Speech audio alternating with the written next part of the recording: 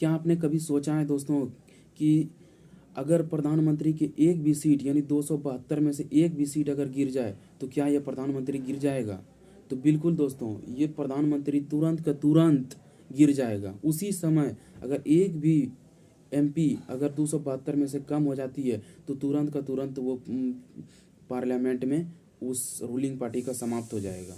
जैसे कि अभी बीजेपी है, अगर कोई भी एमपी 272 में या और भी एमपी अगर खड़ा होकर ये बोल दे कि मैं इसके पक्ष में नहीं हूँ रूलिंग पार्टी के, क्यों, इसका रीज़न अगर बता दिया जाता है कि मेरे क्षेत्र में काम नहीं हुआ है, बजट नहीं गया है, इस वजह से बता देता है कि ये अच्छा नहीं है मेरे लिए, ये मेरे क्षेत्र के लिए अच्छा नहीं है, या अपोजिशन पार्टी भी इसमें अगर सपोर्ट करती है तो ये तुरंत के तुरंत ये प्रधानमंत्री गिर जाएगा। और इसको कहा जाता है अविश्वास प्रस्ताव।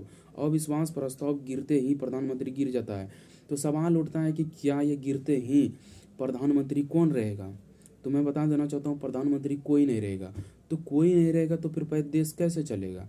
तो उस समय राष्ट्रपति अपने हैंड में ले लेती है। तो राष्ट्रपति जो है दो काम करती है।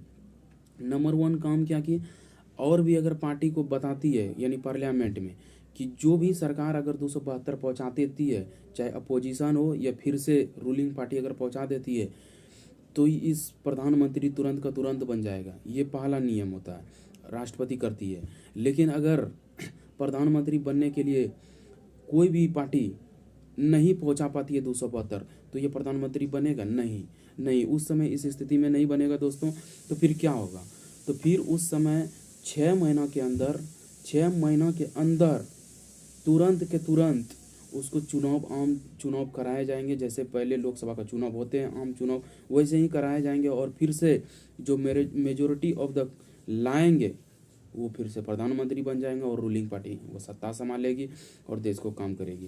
देखिए दोस्तों, अविश्वास प्रस्ताव जो लाया जाता है वो इसलिए लाया जाता है कि अगर कोई अपोजिशन बार बार ये सवाल खड़ा करती है कि आपने काम नहीं किया, तो अपोजिशन लाना चाहती है, सब मिल के लाती है।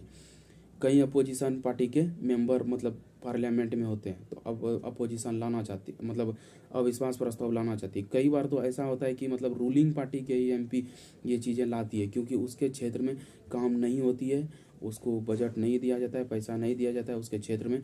तो वो खुद एमपी इस बात को सवाल उठाती है पार्लियामेंट में कि मेरे क्षेत्र में काम नहीं हुआ, अगर काम नहीं होगा तो ये चीज़ें अविश्वास प्रस्ताव वो भी लाती है और भी पार्टी लाके उसको गिरा देती है। यानी 272 नीचे गिरते थे वो तुरंत गिर जाती है सरकार दोस्तों।